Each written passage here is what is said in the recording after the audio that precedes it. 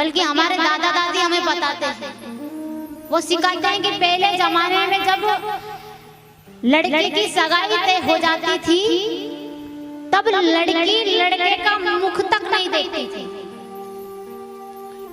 पहले जब सगाई होती थी तो लड़की लड़के का मुख तक नहीं देखती थी कि लड़का कैसा है। जब विवाह हो जाता है ना उसके बाद ही देखती थी कि हाँ लड़का ऐसा है, पहले के जमाने में।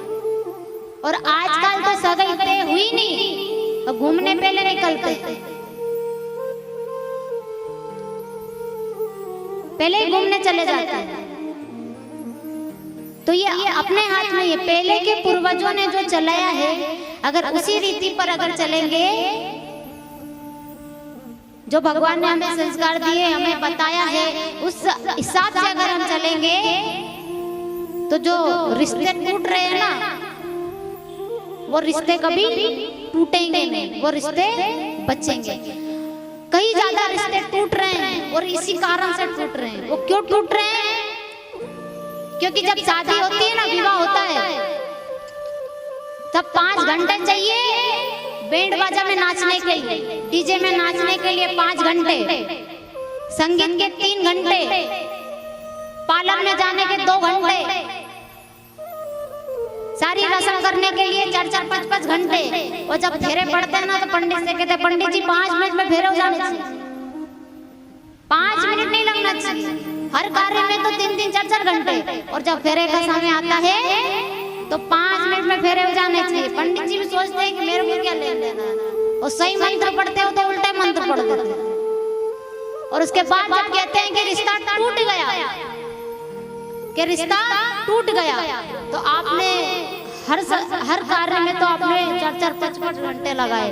लेकिन जब विवाह, जहाँ खास विवाह होने वाला है, जब फेरे पड़ेंगे, जहाँ मंत्र बोले जाएंगे शास्त्रों के, वहाँ 5 मिनट में विवाह करवा देते हैं। तो फिर रिश्ते तो टूटेंगे। कैसे पति पत्नी का रिश्ता टिकेगा? नहीं टिक पाएगा। अगर आप विधि विधान से अच्छे से पंडित द्वारा मंत्र बुलवा के और फिर फेरे पड़वाते तो भगवान की भी कृपा रहती, रिश्ते कभी टूटते ही नहीं। और शादी कहाँ हो रही है? कहते हैं अपन घर में मंडप गाड़ते हैं, मंडप लगाते हैं ना घर पे, शादी होती है जब।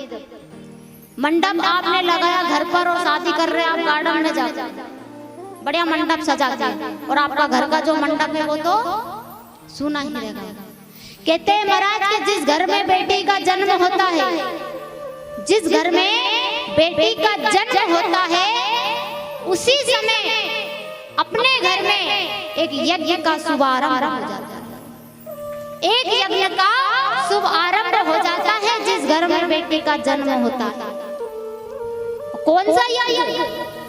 जब हम विवाह करते हैं और जब बेटी का कन्यादान करते हैं और बेटी का जो वो फेरे पड़ते हैं, जो अग्नि हम जलाते हैं, वो अग्नि एक यज्ञ के बराबर होती है, एक यज्ञ के बराबर होती है। और फिर उसको हम यज्ञ नहीं समझते हैं, फटाफट शादी की ब्याह किया और विदा कर दिया। नहीं महाराज, हर कार्य को करो विधि विधान से करो। अगर मंडप अगर घर पर गड़ा है तो उसी मंडप के नीचे अग्नि जलाओ और उसी मंडप के नीचे फेरे पड़ने चाहिए। गार्डन इत्यादि में विवाह नहीं करना चाहिए। कुछ दिन तक रिश्ते टिकते हैं और कुछ दिन बाद रिश्ते टूट जाते हैं।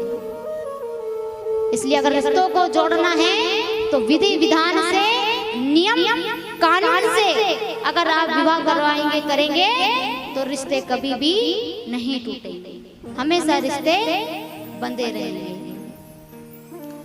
तो महाराज इधर रुक्मणी जी परेशान